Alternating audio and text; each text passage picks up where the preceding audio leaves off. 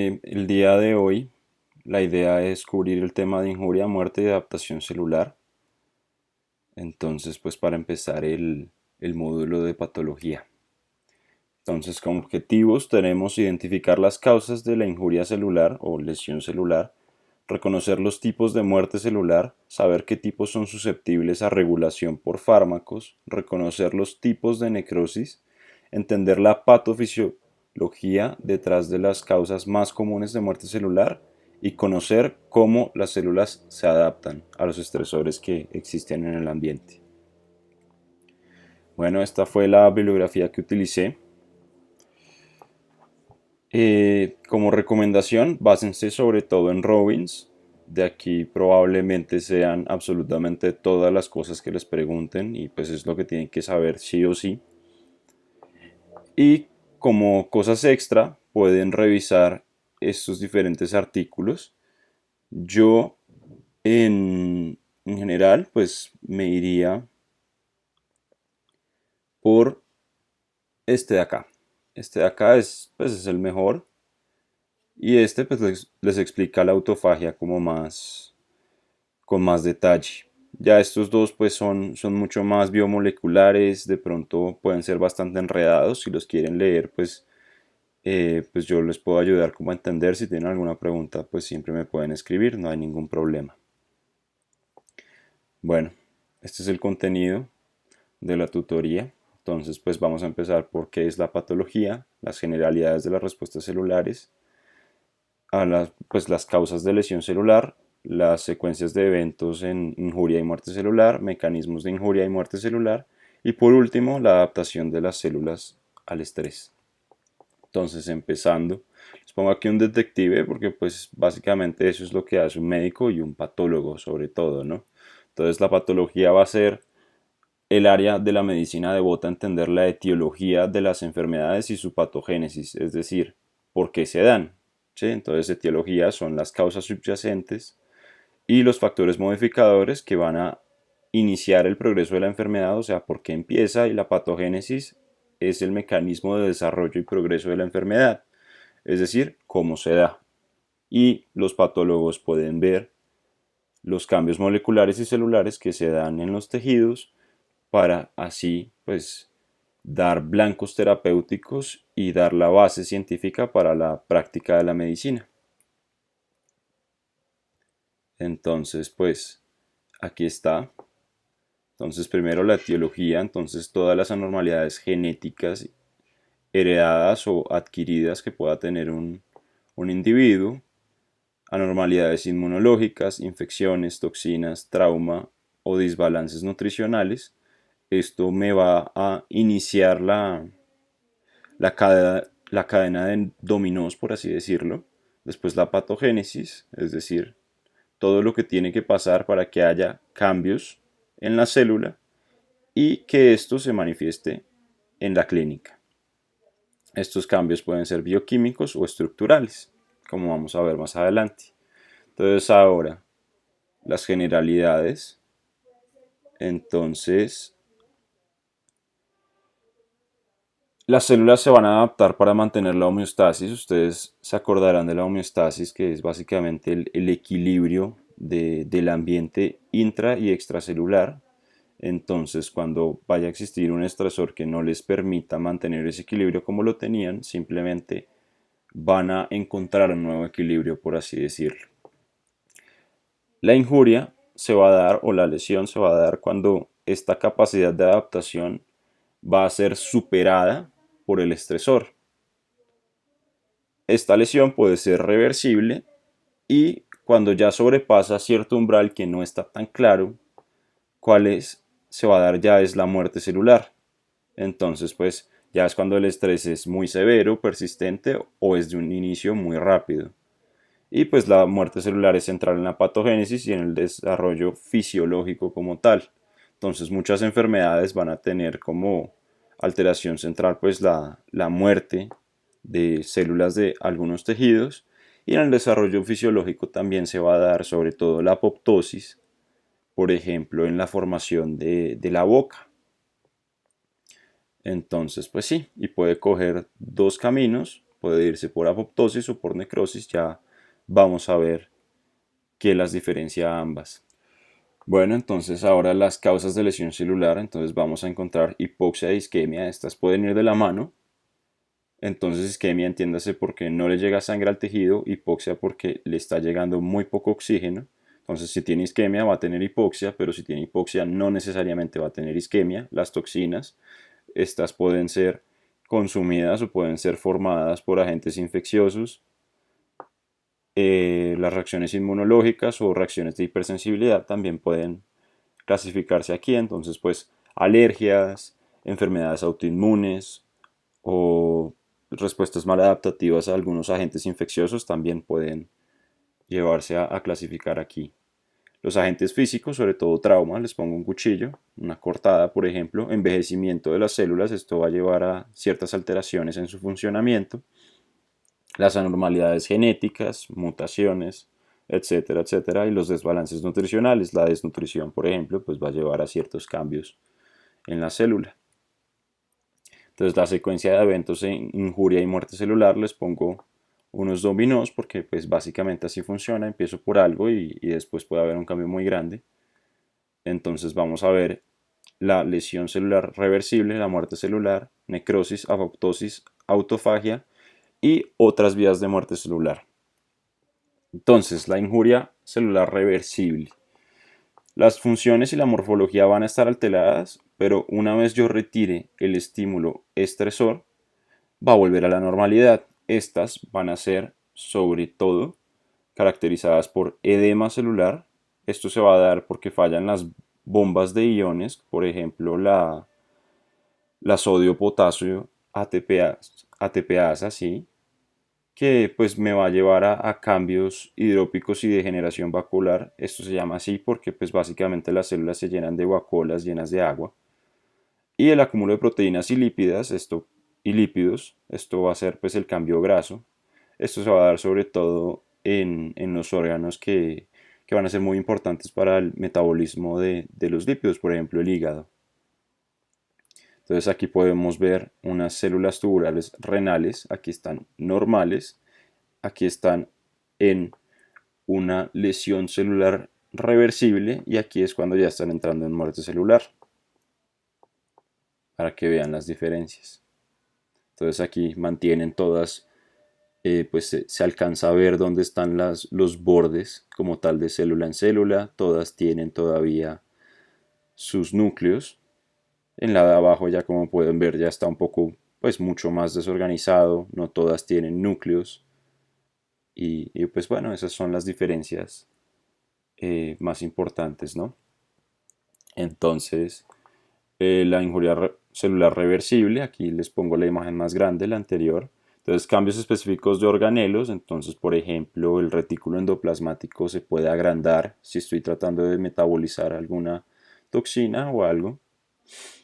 Citoplasma más eosinofílico, es decir, se vuelve más rojo. Aquí lo pueden ver que pues está un poco más rojo, no es tan claro. Pronto aquí, si pueden ver, está un poco más rojo. Esto es por acumulación de proteínas, etcétera, etcétera. Cambios en el núcleo, entonces pues más adelante los vamos a ver más específicamente los cambios que puede haber, pero básicamente es que la cromatina, pues el ADN se va a amontonar en una parte y pues va a haber cambios específicos. Y los tres fenómenos de no reversibilidad, les pongo un avión porque pues los aviones no dan reversa cuando están en el aire, no hacen reversa. Entonces va a ser la inhabilidad de restablecer la función mitocondrial, la pérdida de la continuidad de las membranas y la pérdida de la integridad del ADN. Una vez se dan cualquiera de estos tres, normalmente se dan juntos, la célula ya murió, no hay nada que hacer. Entonces, muerte celular. La forma de muerte celular, es decir, si hace necrosis o apoptosis, va a depender de la naturaleza y la severidad de la lesión. Entonces, las que se dan de forma rápida e incontrolable van a llevar a necrosis y las menos severas van a activar vías moleculares que van a terminar en apoptosis. La autofagia, algunos libros, algunas bibliografías la nombran como una tercera forma de muerte celular, entonces se llama muerte celular asociada a la autofagia y básicamente es que la célula consume los organelos y todo lo que puede consumir dentro de ella misma y llega un punto en el que simplemente no tiene nada más que consumir y entra en muerte celular y se parece mucho a la apoptosis porque es regulada. Esto pues puede ser discutible. En los dos últimos artículos que les había mostrado, que eran los de abajo, hablan mucho de que pues esto realmente no es tan así como nos lo han enseñado siempre. Sin embargo, pues para efectos de que entiendan y podamos seguir adelante con todos los temas, pues entiéndanlo un poco así. Entonces, bueno, las diferencias en los modos de muerte se van a dar sobre todo por la morfología, la bioquímica y pues las moléculas como tal que están involucradas en cada uno. Entonces, la necrosis va a tener sus características morfológicas, sobre todo. Necrosis y apoptosis son más descriptores de morfología que de otra cosa.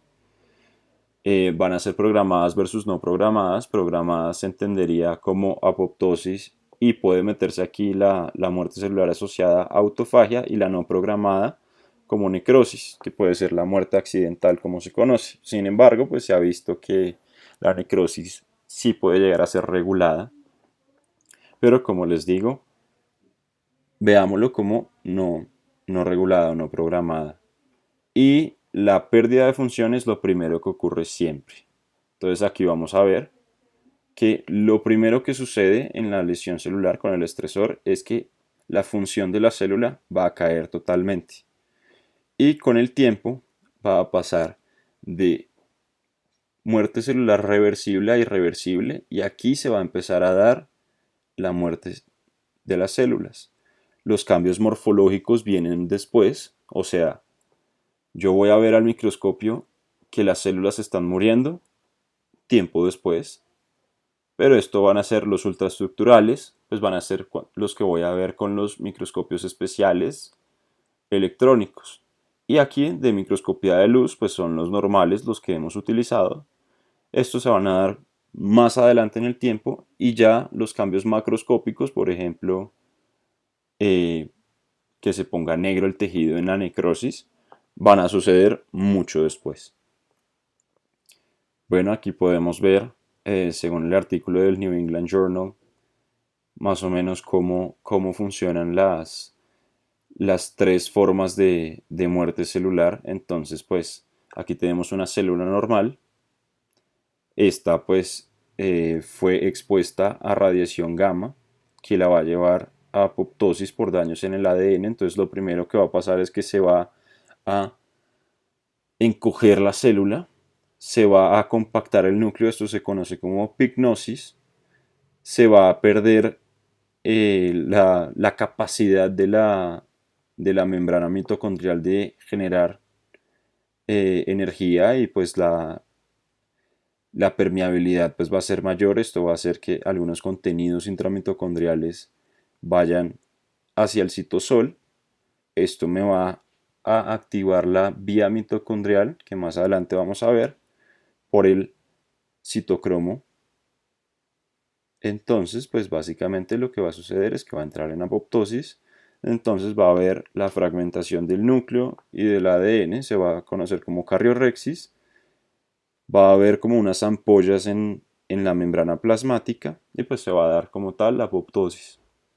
Aquí, para la autofagia, básicamente yo no le estoy dando nutrientes a la célula, comida. Entonces la célula lo que va a empezar a hacer es formar fagosomas o pues autofagosomas, y básicamente es pedazos de membrana que van a meter dentro de ellos partes de la célula que sean o redundantes o que no funcionen bien, etcétera, etcétera, lo que les sobre más o menos, aquello de lo que puede prescindir, y luego se van a fusionar con lisosomas.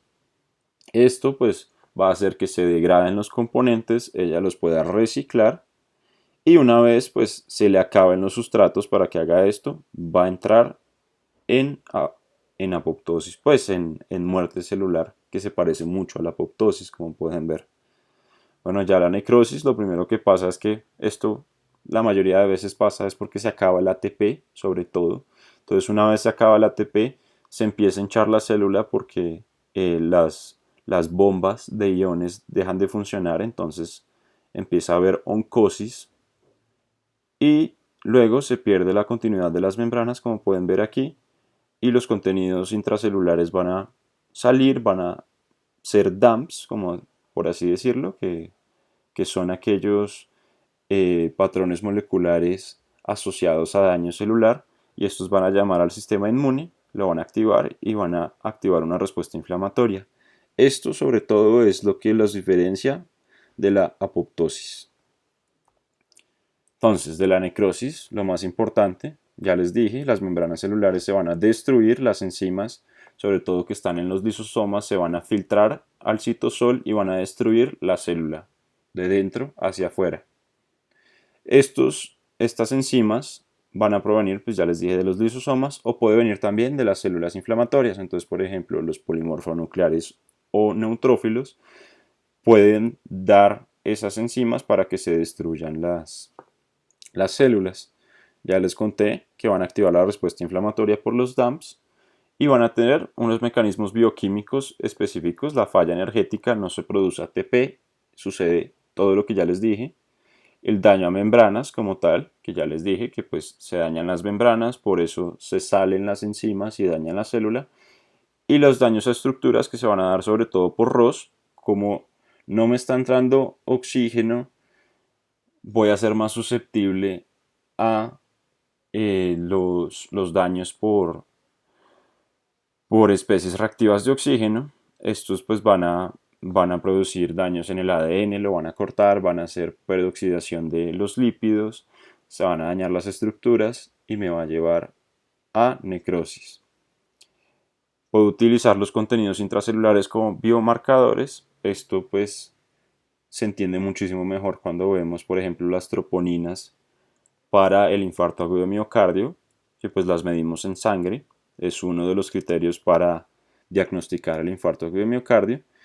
E importante que sepan que puede ser regulada.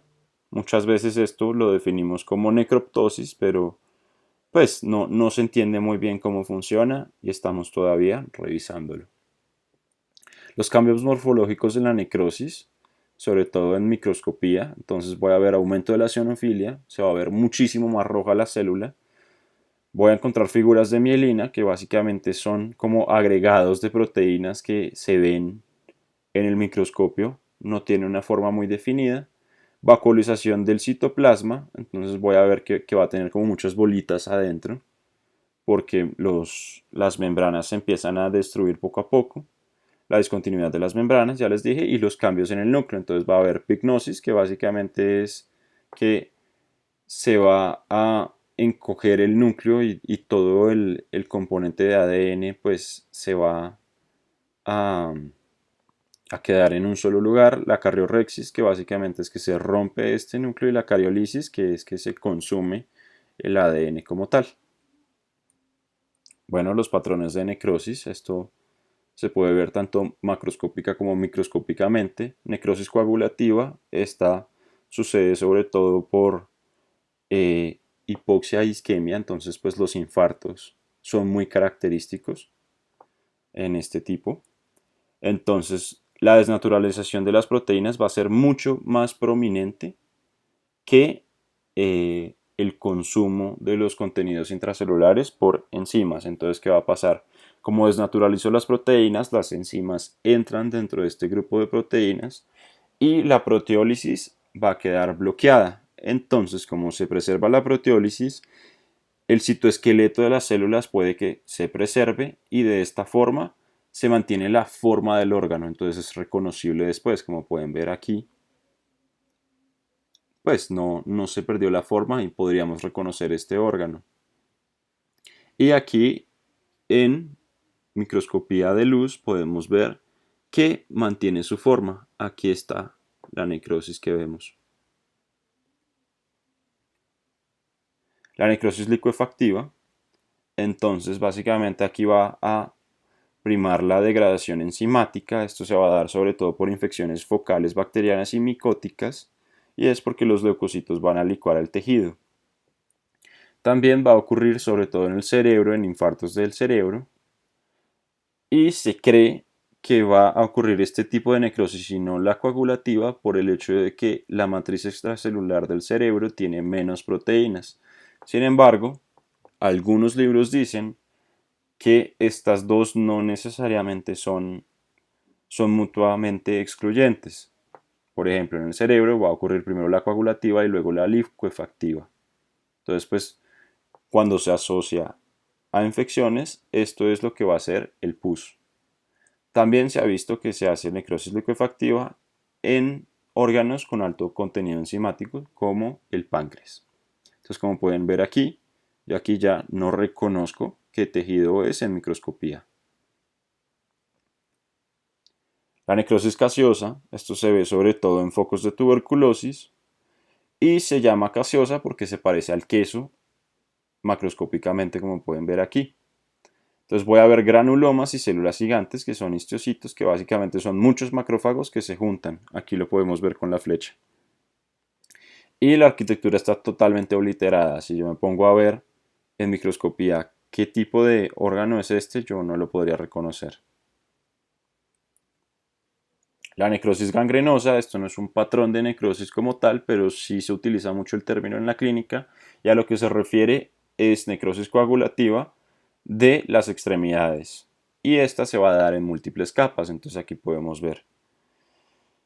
Si esta necrosis se superpone o pues se sobreinfecta, por así decirlo, va a pasar a ser una necrosis licuefactiva y la vamos a entender como gangrena húmeda. Esta pues sería una gangrena o necrosis gangrenosa, no es líquida y pues es principalmente necrosis coagulativa. La necrosis grasa se va a dar sobre todo en áreas focales de destrucción de grasa por lipasas pancreáticas. Entonces, cuando tengo pancreatitis aguda, lo que voy a hacer es que se van a salir todas las lipasas pancreáticas y van a consumir el tejido adiposo que hay alrededor de las vísceras.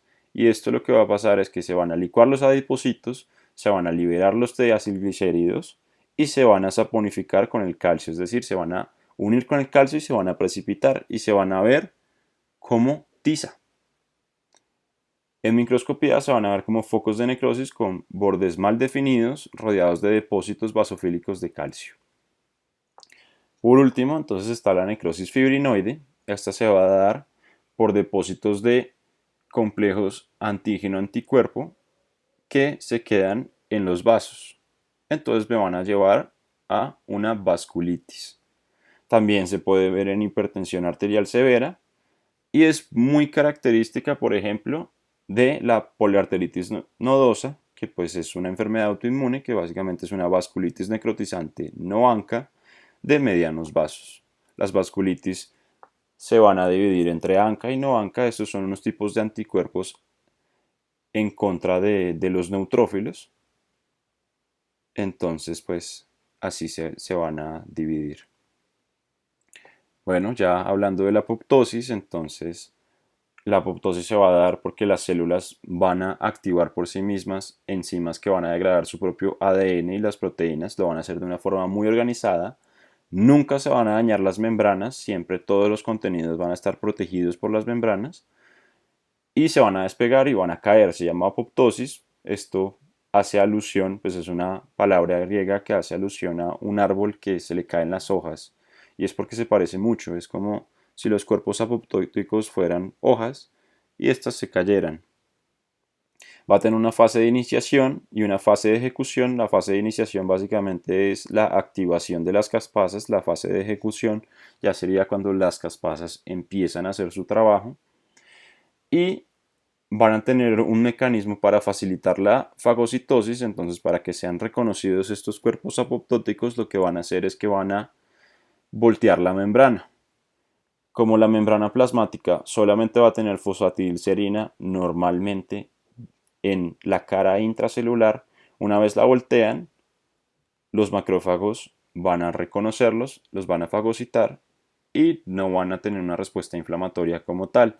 Sin embargo, pues van a secretar ciertos factores quimioatrayentes claramente para que puedan venir los fagocitos y reconocerlos. Entonces aquí podemos ver las condiciones en las que se da la apoptosis sobre todo.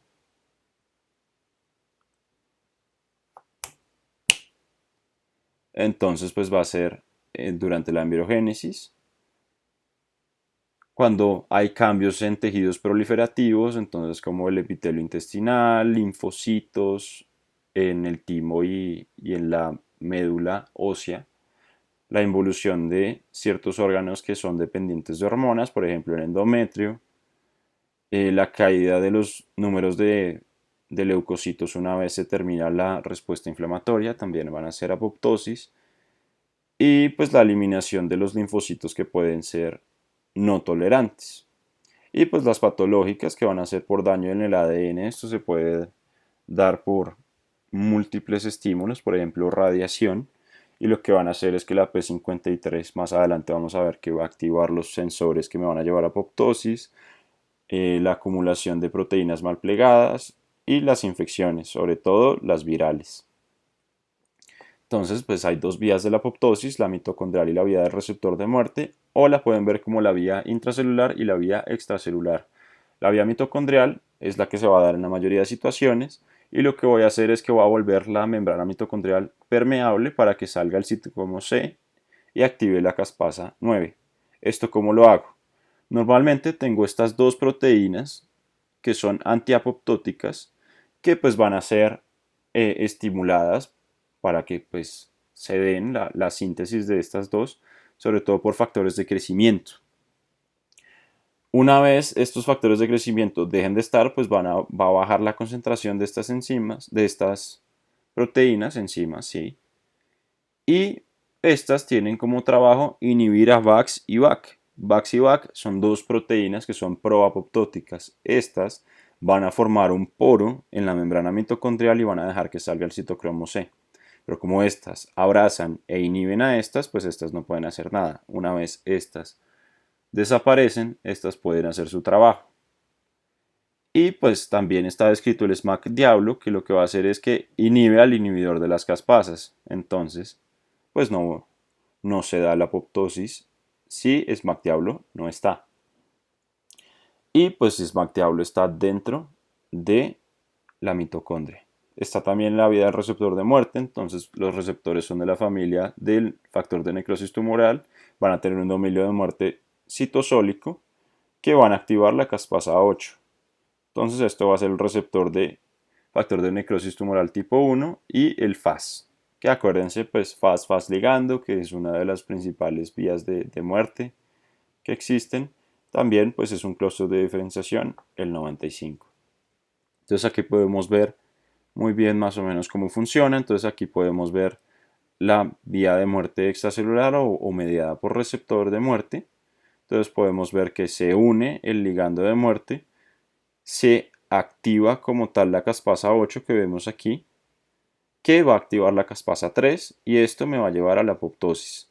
Como pueden ver aquí está SMAC diablo. SMAC diablo va a inhibir el inhibidor de la caspasa 8. Ahora bien, si pasamos a la mediada por pues la mitocondria, la intracelular, se puede dar por daños en el ADN, radiación o radicales de oxígeno. Esto no se enreden mucho, pero básicamente es que van a activar unas proteínas que se llaman BH3. Estas son los activadores de la apoptosis y lo que van a hacer es que me van a inhibir a las proteínas que yo les dije que protegían a la célula en contra de la apoptosis. Y como estas van a inhibir a VAX y VAC, al ser inhibidas no pueden inhibir a VAX y VAC, van a formar los poros, va a salir el citocromo C, el SMAC diablo, va a activarse la caspasa 9, la caspasa 3 y se va a dar la apoptosis. Aquí podemos ver otro diagrama que dice básicamente lo mismo. Entonces se da la lesión celular, se activan los sensores de BH3, van a entrar en juego VAX y VAC, van a formar el poro, va a salir el citocromo C y van a activar las caspasas. Aquí pues los receptores de ligando de FASI y el TNF van a activar las caspasas y pues van a romper el citoesqueleto, van a activar endonucleasas, se va a fragmentar el núcleo, se van a formar los cuerpos apoptóticos, van a cambiar su polaridad de la membrana y pues van a ser fagocitados. Y aquí podemos ver a BCL2 y BCLXL que van a ser los reguladores que como pueden ver aquí están siempre inhibiendo estos dos. Los cambios morfológicos en la apoptosis, entonces el núcleo se va a condensar y se va a dar la cariorrexis. Entonces, pues aquí podemos ver el núcleo condensado muy pequeño, muy pequeño. Las células se van a encoger rápidamente. Aquí pueden ver cómo esta célula es muchísimo más pequeña que las que tiene alrededor. Esto, si no estoy mal, es un hepatocito. Y los fragmentos van a ser eliminados rápidamente. Es decir, yo puedo mirar en el microscopio un tejido que haya pasado por muchísima apoptosis y puede que no encuentre nada. ¿Por qué? Porque los fragmentos van a ser eliminados rápidamente. Entonces aquí podemos ver células en apoptosis, aquí podemos ver cómo se condensa la cromatina en el borde del núcleo y aquí podemos ver cómo se va rompiendo este núcleo en partes. Entonces pues esta sería la cariorrexis. Esta sería la pignosis. Bueno, ya hablando de la autofagia, entonces ya habíamos hablado que básicamente lo que voy a hacer es reciclar los componentes macromoleculares y va a tener varios roles. Entonces los podemos ver aquí en la imagen: lipofagia, mitofagia, xenofagia y agrifagia. Entonces pues va a tener un rol en supresión de tumores, va a tener un rol en limpiar las proteínas mal plegadas de las células, los microorganismos, y también va a tener cierto rol en la presentación de antígenos. De hecho, se cree que a través de la autofagia es que las células epiteliales del timo pueden presentarle a los linfocitos T los, los antígenos propios.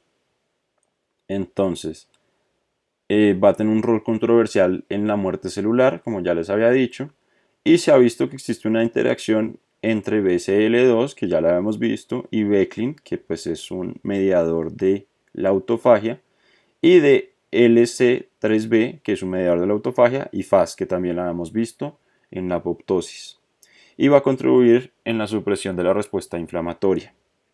Entonces, la agrifagia va a funcionar, pues, por ejemplo, el Alzheimer se da por acumulación de proteínas y pues va a formar los agregados de tau, los ovillos neurofibrilares, eso lo van a ver el siguiente semestre. Entonces, si yo induzco autofagia, voy a llevar a que esto no se dé. La lipofagia también la hago, mitofagia, mitocondrias que no funcionen muy bien, que pueden llevar a lesión por creación de radicales libres. Entonces, pues, al yo reciclar estas mitocondrias, puedo hacer unas nuevas. Y la xenofagia, que sería que, como tal, van a comerse a los agentes infecciosos que hay dentro de la célula y pues los van a destruir de la misma forma como si los hubiesen fagocitado del medio extracelular. Entonces, así está descrito que es el proceso. Entonces, primero, pues tengo los organelos citoplasmáticos de la célula. Voy a tener una depleción de nutrientes inicialmente, entonces esto me va a llevar a que haya una señalización que me lleve a iniciar la autofagia. Voy a formar una vacuola, voy a meter los organelos, lo voy a fusionar con el lisosoma, voy a digerirlo por las enzimas que están en el lisosoma y voy a utilizar todo esto que degradé, que ya quedan como tal los lípidos solos, ya no son tanto los organelos, sino que quedan las macromoléculas y las puedo reciclar. Entonces aquí podemos ver cómo se forman los endosomas y cómo están consumiendo. Aquí también podemos verlo. Las otras vías de muerte celular, vamos a hablar solo de dos, aunque pues se han descrito muchísimas. La necroptosis. Entonces se ha visto, por ejemplo, en la hepatitis sobre todo, que esta puede ser iniciada por TNF, pero cuando es a muy altas concentraciones de factor de necrosis tumoral. Entonces va a activar unas quinasas que se llaman RIP y esto va a culminar en necrosis. Entonces, ¿por qué se llama necroptosis? Porque va a ser iniciada o regulada por algo, pero va a terminar en necrosis. La piropoptosis, que básicamente es una forma de apoptosis que me va a llevar a inflamación. Como yo les había dicho, es típico de la apoptosis que no se dé la inflamación. Se llama piropoptosis por piros, fuego. Básicamente, como tengo una reacción inflamatoria, puedo tener fiebre. Entonces, por eso se llama así. Y se explica por qué la apoptosis viene asociada a la activación del inflamosoma. Si se acuerdan del inflamosoma, el inflamosoma es el agregado de proteínas que se da en las células inflamatorias que me va a llevar a la activación de dos citoquinas proinflamatorias muy importantes. Bueno, ahora vemos que hay comunicación entre las formas de muerte celular, entonces pues lo que queremos ver es que el tipo y intensidad de señales nocivas, la concentración de ATP que tiene la célula, el tipo celular, es decir, no es lo mismo músculo esquelético que músculo cardíaco, y otros factores van a determinar cómo va a ocurrir esta muerte celular. Entonces, pues la isquemia miocárdica va a llevar a necrosis y la insuficiencia cardíaca crónica va a llevar a apoptosis. Estos son dos estresores distintos que van a llevar a dos formas de muerte celular muy diferentes. El bloqueo de una vida no puede prevenir la destrucción de una célula, pero sí puede reclutar un camino alternativo. Es decir, si yo bloqueo la apoptosis, puede que termine en necrosis. Entonces, los inhibidores de las caspasas causan necrosis hiperaguda en los hepatocitos inducidos, pues que esta necrosis es inducida por TNF-alfa. Bueno, ahora vamos a ver cada uno de los mecanismos de injuria y muerte celular por aparte, rápidamente.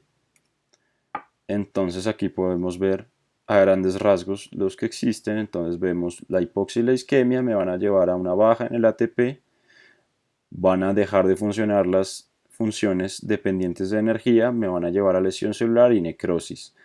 De la misma forma, si yo aumento los radicales libres, se van a dañar los lípidos, las proteínas, los ácidos nucleicos y me van a llevar a necrosis. La acumulación de proteínas mal plegadas, esto se puede dar por mutaciones, estrés de la célula o infecciones, me van a llevar a una respuesta que me lleva a apoptosis. El daño del ADN me va a llevar a apoptosis y las infecciones y desórdenes inmunológicos me van a llevar a inflamación y esto puede llevar a necrosis o apoptosis. Ahora, cada una por aparte, la hipoxia e isquemia, entonces pues la falla energética que les expliqué, para que entiendan, un ser humano saludable de más o menos 70 kilogramos me va a consumir entre 50 y 75 kilogramos de ATP al día. ¿Qué pasa? Las células inicialmente no van a entrar en muerte celular, sino que van a activar este factor de transcripción, que es el factor inducible por hipoxia tipo 1. Esto me va a llevar a que se aumente el factor de transcripción, el BEGF, que básicamente lo que me va a llevar es que el endotelio haga más vasos para que me llegue más sangre. Entonces esto lo hacen mucho los tumores, por ejemplo. Entonces lo que voy a hacer es como formar vías alternativas donde puede llegar la sangre. Me va a llevar a que la célula deje de hacer glicólisis aerobia y que pues haga el ciclo de Krebs, etcétera, etcétera, y que pase a hacer glicólisis anaerobia, que pues va a producir muchísimo menos ATP, como pueden ver, y me va a producir ácido láctico. El ácido láctico también va a tener sus problemas en la célula. Esto lo hacen las células tumorales mucho, pues aquellas que se replican mucho, muy rápidamente. Entonces, pues las células tumorales son un ejemplo perfecto y hace una cosa que se llama el efecto Warburg, y es que sin importar si tienen oxígeno, algunas células escogen hacer la glicólisis anaerobia, pues los precursores del ciclo de Krebs le van a funcionar como precursores de macromoléculas que va a utilizar luego para poder hacer los nuevos organelos de las células y hacer nuevas células. Y esto me va a llevar a un daño mitocondrial principalmente. Entonces aquí podemos ver todo lo que está sucediendo. Entonces, como no hay ATP, no funciona la bomba sodio-potasio ATPasa y se va a dematizar la célula. Como no hay ATP, voy a tratar de hacer glicólisis anaerobia, se va a bajar el glucógeno, va a subir el ácido láctico y va a bajar el pH. El pH, cuando se baja por el ácido láctico, lo que me va a llevar es que muchas de las enzimas que tiene la célula dejen de funcionar. Y pues entre las cosas que dejan de funcionar son los ribosomas, entonces se va a bajar la síntesis de proteínas. La lesión por reperfusión, aquí podemos ver la lesión por reperfusión miocárdica explicada. Entonces, pues básicamente va a ser el resultado de aumento de la síntesis de radicales libres de oxígeno, y pues se va a dar principalmente, se cree que es las mitocondrias se dañan, entonces no pueden hacer reducción completa del oxígeno, y pues me va a llevar a una producción de radicales libres aumentada. También los leucocitos que van a llegar como tal una vez yo reperfunda el tejido, como le estoy abriendo el paso a todos los leucocitos para que lleguen al tiempo, estos van a liberar radicales libres también, van a dañar el tejido, y pues hay una activación del complemento que se da. Entonces aquí podemos ver en la imagen básicamente lo que sucede. Entonces pues están las células del sistema inmune que van a llevar a que pues se lleve a un aumento de las ROS.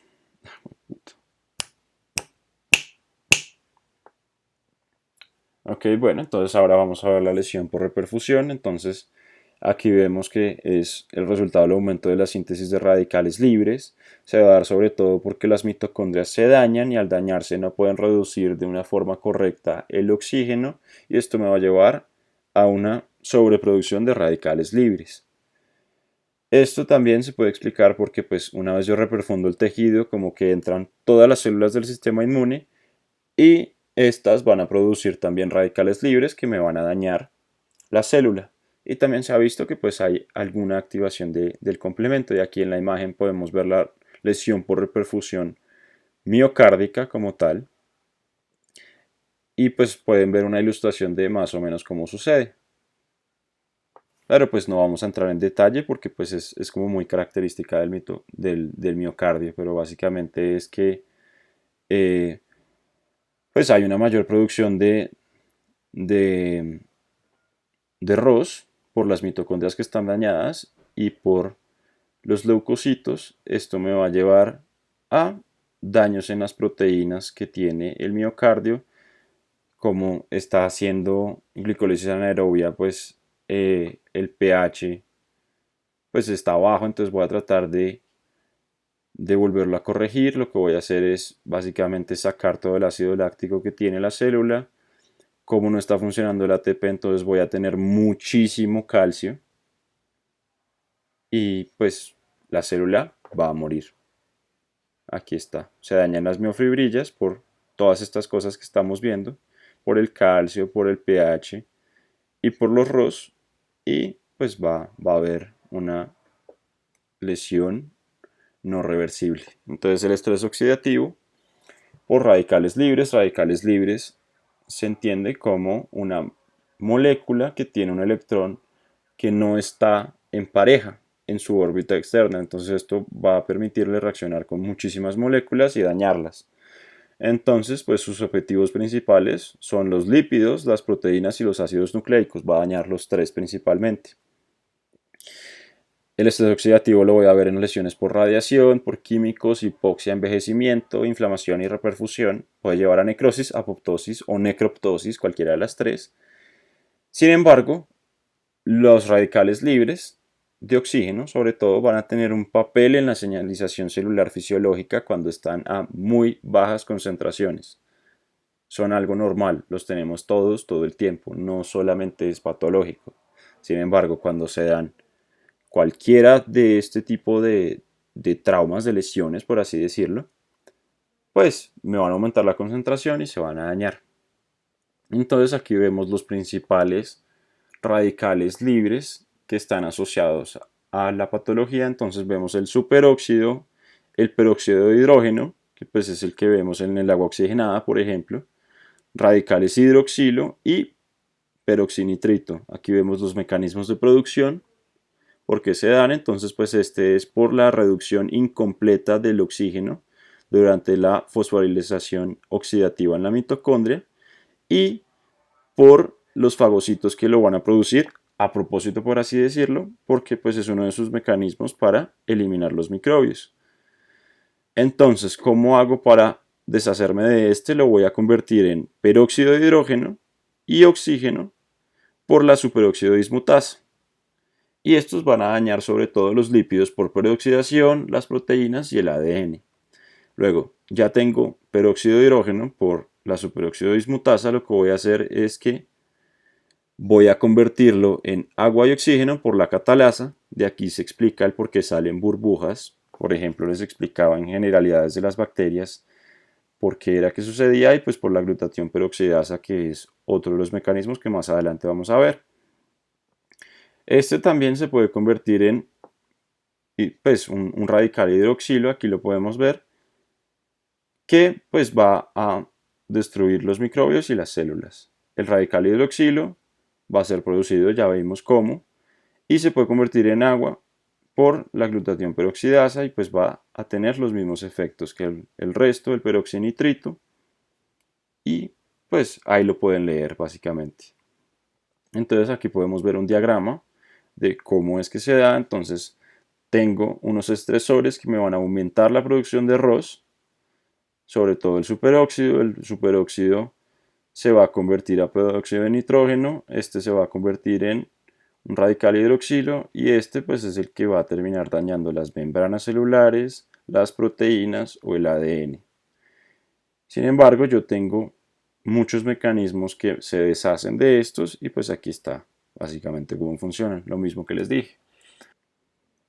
Bueno, entonces ahora vamos a ver injuria por toxinas o lesión por toxinas. Entonces pueden ser químicos que encuentran en el ambiente o producidos por patógenos. Pueden ser toxinas de acción directa, como es el ejemplo del cloruro de mercurio, que se da en intoxicación por comida de mar. Esto lo que va a hacer es que va a hacer que dejen de funcionar las proteínas que me permiten el transporte de nutrientes, por ejemplo, del medio extracelular al intracelular. Entonces esto va a llevar a ciertos problemas en la célula, los agentes quimioterapéuticos y ciertas toxinas de microorganismos. También existen toxinas latentes y es aquellas en las que sus metabolistas son los que son tóxicos. Por ejemplo, está el tetraclorhidro de carbono que se encuentra en el acetaminofén y antes se encontraba en ciertos productos de lavandería, sobre todo en seco. Este debe ser metabolizado para convertirse en un radical libre y pues va a hacer todos los daños que haría un radical libre.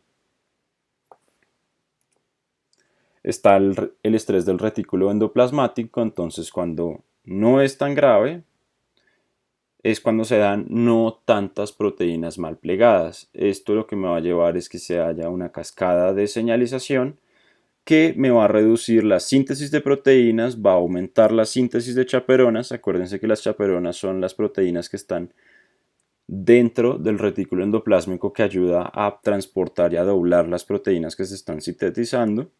Y voy a aumentar la degradación de proteínas, entonces voy a ubiquitinar muchas proteínas para que luego en el proteosoma sean eliminadas. Entonces, pues esto es una respuesta adaptativa y no me va a llevar a apoptosis. ¿Qué pasa? Cuando ya tengo muchísimas proteínas mal plegadas, voy a fosforilizar muchísimo más, fosforilar, perdón, muchísimo más el sensor de proteínas mal plegadas. Esto me va a llevar a la activación de las proteínas BH3 que habíamos visto que son mediadores en la apoptosis. Esto me va a llevar a la activación de las caspasas y me va a llevar a la apoptosis como tal. Ahora el daño al ADN, entonces esto lo puedo ver en exposición a radiación, quimioterapéuticos, radicales libres o adquisición de mutaciones. Este va a ser detectado por las proteínas centinelas que van a avisarle a P53 y este se va a acumular. P53, si se acuerdan de su biología celular, va a restar el ciclo celular en G1, entonces pues no se pueden replicar más las células y si el daño es muy grande, la acumulación de P53 va a ser muy alta y P53 es capaz de activar a BH3 nuevamente y va a inducir la apoptosis. La inflamación va a ser una causa común, se va a dar por respuesta a patógenos, a células necróticas o por respuestas inmunes no reguladas como alergias y enfermedades autoinmunes. Entonces, pues se explica básicamente por qué las sustancias antimicrobianas, que pueden ser radicales libres, por ejemplo, son liberadas al medio y estas son citotóxicas, es decir, dañan tejidos propios. Ahora, hay unos eventos comunes que se dan en varias de las causas. Entonces, pues la disfunción mitocondrial se da en muchísimas de las causas, ya vimos cómo funciona, y los efectos de la permeabilidad de membrana, ya sea de la mitocondrial, se sale el citocromo C, se da la apoptosis, daño en la membrana plasmática, se salen los contenidos intracelulares, hay una respuesta inflamatoria o daño en la membrana del lisosoma y pues se salen las enzimas, consumen a la célula, hace necrosis. Ahora bien, la prevención de la muerte celular estamos intentando regular esto en farmacología. Sin embargo, lo que vemos es que es muchísimo más complicado que inducirla, porque tiene muchísimos más mediadores. Y esto pues se explica es porque diferentes formas pueden ocurrir en simultáneo, es decir, por ejemplo, en la lesión de reperfusión puedo tener tanto a los radicales libres como al calcio y las proteasas que se activan, como todas estas vías me van a llevar a la muerte celular. Entonces tendría que inactivar todas ellas para que no se dé la muerte celular. Sin embargo, muchas veces si logro inhibir como tal la muerte celular por la inhibición de múltiples vías, puedo terminar con células zombies, es decir, las células no están muertas, pero no sirven para nada, no tienen ninguna función. Ahora ya lo último que vamos a ver va a ser la adaptación celular al estrés. Puede ser hipertrofia, metaplasia, hiperplasia o atrofia. Entonces veamos primero la hipertrofia. Esto se explica básicamente por el incremento del tamaño de las células. Recuerden esto, es del tamaño, no del número. Puede tener el mismo número de células, sin embargo estas van a ser mucho más grandes, van a tener más organelos, van a tener más capacidad funcional, van a tener más proteínas. Esto pues se da sobre todo en células que tienen poca capacidad mitótica. Entonces, por ejemplo, el músculo estriado esquelético y el músculo cardíaco, ambos van a hacer esta respuesta adaptativa. Puede ser fisiológica o patológica y se va a explicar por aumento en la demanda funcional, factores de crecimiento o estimulación hormonal.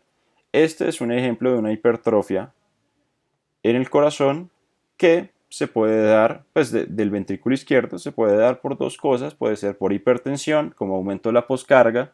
Si se acuerdan de fisiología, voy a necesitar que el corazón haga más fuerza para poder inyectar la sangre, entonces como hago más fuerza, tengo un aumento de la demanda funcional y esto va a llevar a que se agrande el tejido. También puede ser por estenosis aórtica, entonces la válvula no se abre lo suficiente para que salga la suficiente sangre, tengo que hacer más fuerza para que se abra, aumento la demanda funcional, se aumenta el tamaño del tejido. Entonces aquí también vemos un ejemplo de hipertrofia, aunque pues es ambas hipertrofia e hiperplasia en el embarazo. Entonces aquí vemos un útero de tamaño normal y un útero en el embarazo. Este va a ser hipertrofia e hiperplasia. Entonces aquí podemos verlo. El útero normal y el útero en embarazo. Entonces, yo sé que ven menos núcleos, entonces probablemente piensen que hay menos células, pero pues es básicamente para mostrarles que las células crecen muchísimo. Ahora la hiperplasia va a ser por un aumento en el número de células, se va a dar en tejidos con alta capacidad replicativa y pues puede ocurrir junto con la hipertrofia. Puede ser fisiológica o patológica, fisiológica, hormonal o compensatoria como tal. Entonces, pues la hormonal va a ser, por ejemplo, el aumento de las glándulas mamarias durante el embarazo. La compensatoria va a ser, por ejemplo, cuando dono una parte de mi hígado y voy a hacer hiperplasia de los hepatocitos para que el hígado vuelva a crecer a su tamaño normal, que tenga su función normal. Por el lado patológico está la hiperplasia endometrial, que pues va a ser por que va a haber una mala regulación del estrógeno sobre todo, entonces pues puede hacer que haya crecimiento del endometrio cuando no debe haber y pues me puede llevar a sangrados menstruales que no están a los tiempos que debe ser.